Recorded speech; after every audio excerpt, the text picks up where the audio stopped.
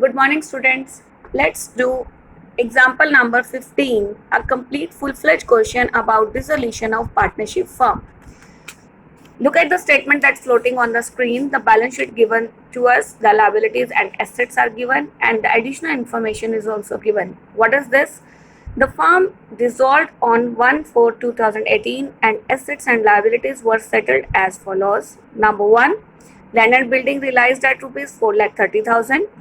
2, debtors realized at 2,25,000 with interest, and rupees 1,000 were recovered for bad debts written off last year.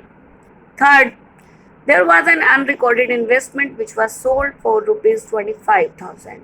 Vichal took over the machinery at rupees 2,80,000 for cash. Please mind this point. Took over the machinery 2,80,000 for cash. We will discuss the treatment later on when I will discuss the solution. Fifth point, 50% of the creditor were paid rupees 4,000 less in full settlement, and remaining creditor were paid in full amount. So what to do with this? We have to pass a necessary journal entry first of all. What to do in that case? While in the case of dissolution, while preparing the realization account, partner's loan account, partner capital account and bank account, first of all the assets except cash are to be transferred to realization account. So what should be the entry? Realization account debit to land and building, to machinery, to debtors.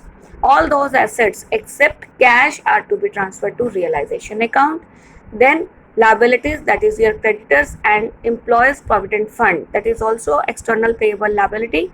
It is also to be recorded on the credit side of realization account, and the entry will become creditors account debit, employees provident fund account debit to realization account. Next, after that, land and building is realized at rupees 4,30,000. Whatever we are realizing, what is to be entry? Assets realized, the entry will become bank account debit to realization account. The amount realized from the debtors, that is rupees 2,25,000, and from land and building, that is 4,30,000, and in total it will be 6,55,000 is to be done in the common entry. We can put the same entry, and we have to explain each and everything in the narration. Then bad debts are there. 1,000 rupees were recovered, bad debts written off last year. These are the bad debts recovered. In that case, it means we are actually gaining an asset. The entry will become, again, we are realizing something from our asset. Bank account debit to realization account for the bad debts recovered in cash.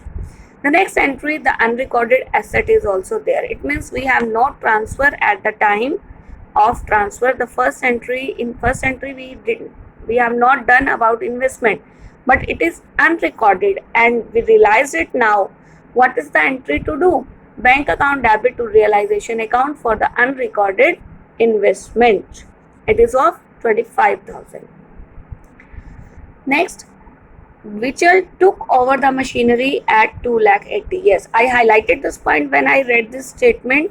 Now, what if it is given only Vichal took over the machinery rupees 2,80,000? What to do in that case? The journal entry will become very common. The partner is taken over the asset, and the entry will become partner's capital account debit to asset account. But now in this case, he is taking over the asset for cash. So the entry will become something else, that will be bank account debit to realization. It means the partner is not taking over on the behalf of capital. He is paying it in cash. It means the firm is realizing the asset.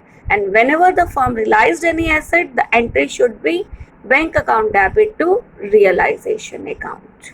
I hope this point is clear to you. I am repeating once again. Whenever any asset is to be realized, taken over by the partner only, it is supposed to enter in the partner's capital account. But when any asset is taken over by the partner for cash, the entry is supposed to do in bank account to realization account. While preparing the ledger, once it is posted in the bank, another side it is posted in the realization account.